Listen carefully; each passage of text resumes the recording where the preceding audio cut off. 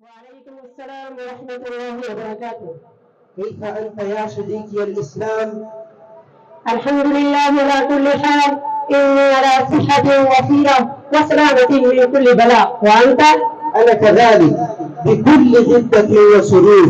لطفا هل لي أن أسألك عن تاريخ المدارس الدينية؟ نعم، بكل رحابة الصدر. ما هو تاريخ المدارس الإسلامية؟ أي ما هو مبدأها ومن هو مؤسسها؟ ما أحسن ما طلبته. إن المدارس الدينية قد بنيت بعد ما خلق الله سبحانه وتعالى أبا البشر سيدنا آدم عليه الصلاة والسلام. الله سبحانه وتعالى خالقه ومعلمه، فالمدرسة تتكون من المعلم والمتعلم فحسب.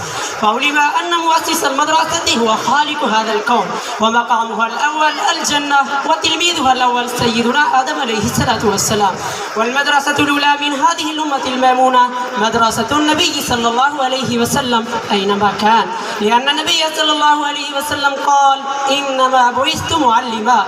وتلاميذه المكرمون أصحابه رضوان الله عليهم أجمعين معروفون بأصحاب الصفة.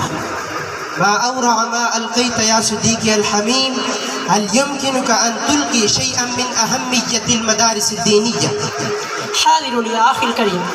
إن المدارس الإسلامية لها أهمية باهرة مسلمة، ولها دور فعال في بناء المجتمع الإسلامي المثالي، ولها فعال حميدة في ترويج العلوم الإسلامية والتعليم الشرعية النقية البيضاء، ولها مآثر وخالدة مخلدة في معالجة القضايا الوبيسة والفتن المعادية للإسلام والمسلمين، ولها جهود مقدسة في إزالة الأوهام والخرافات، ولها أثر بالغ أكبر في إقلاع العقائد الشركية الزائفة الزائغة، ولها نفوذ عميق في كشف ستارة الأباطيل والتقاليد، ولها خدمات جليلة في صياغة المجتمع الإسلامي في صبغة الدين وأثره، ولها سيادة دينية في طول البلاد وأرضها، بل من أقصى العالم إلى أقصى، ولها سيادة تامة على أذهان العامة والخاصة. وبالجملة إن المدارس منائر مضيئة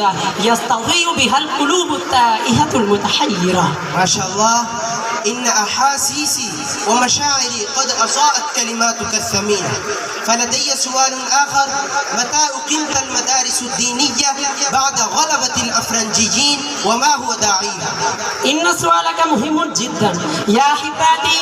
إن الأفرنجيين حاولوا قدر الإمكان أن يغيروا أفكار المسلمين ويستأصلوا حب القرآن والسنة من قلوبهم وأدمغتهم، فلذا صفتوا إن غرض تعليمنا أن نعد رجالا كانوا من الهند صورة ولونا وحسبا، والأفرنجيين فكرة وباطنة. وبضده أسس العلامة قاسم العلوم والخيرات مدرسة عالية سميت بدار العلوم ديوبند في مايو بالسنة 67 و1800 للميلاد، وأعلن إن غرض تعليمنا أن نعد رجالا كانوا من الهند صورة ولونا وحسبا، والمسلمين فكرة وباطنة. حسنا، متى أقيم وفاق المدارس العربية بباكستان؟ أقيم وفاق المدارس العربية بربيع الثاني من السنة 76 و1300 للهجرة، وبالموافق في أكتوبر من السنة 59 و1900 للميلاد.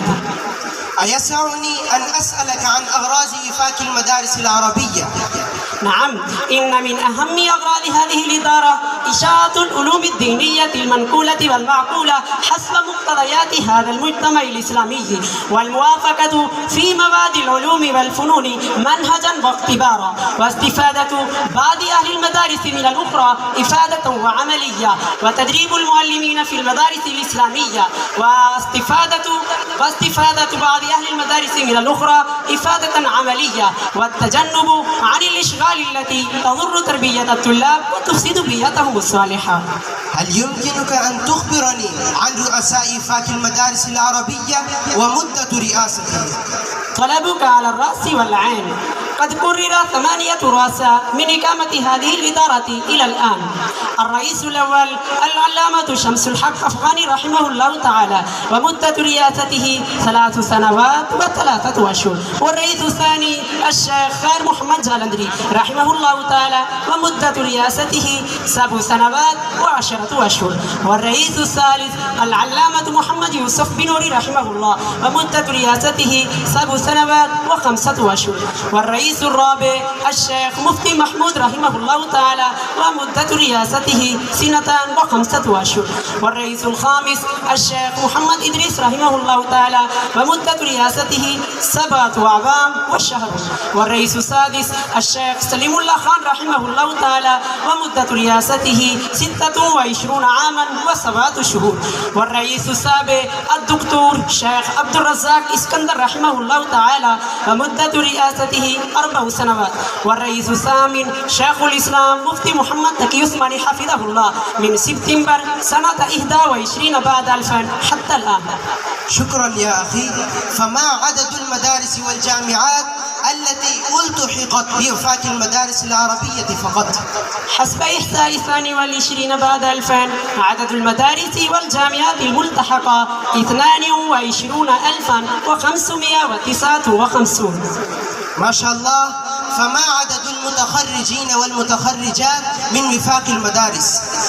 تخرج العلماء من وفاق المدارس العربية من 60 و1900 إلى 22 بعد 2000 158,000.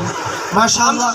أما عدد المتخرجات فأكبر من هذا، فحسب إحصاء المذكورة 127,735. ما شاء الله وزاد الله فيه. ولكن لم تخبرني بعده عدد حفاظ القرآن الكريم. حقا وقلت إن عدد الحفاظ المكرمين 1,386,535. أما عدد الحافظات المكرمات 100,032,338. فاعلموا أحبتي في الله إن هذا الشرف نالت دولتنا الجميلة باكستان فقط، في جميع هذا العالم حفظها الله تعالى وأهلها من كل شرور وفتن. ما أجمل ما تحدثت يا صديقي الجميل. وهل لك أن تخبرني عن علوم وفنون تدرس في هذه المدارس والجامعات؟ بكل فرحة وسرور. تدرس جميع العلوم المنقولة والمعقولة والفنون القديمة والحديثة، نحو علم التفسير وأصوله، وعلم الحديث وأصوله، وعلم الميراث، وعلم الكلام، وعلم العقائد، والفلكيات، والمنطق، والفلسفة القديمة والحديثة، وعلم اللغة، وعلم الصرف، وعلم النحو وغيرهم. ولك جزيل الشكر والامتنان من صميم قلبي يا أخي البار على إلقاء النوادرات الثمينة، فجزاك الله خير وأحسن الجزاء.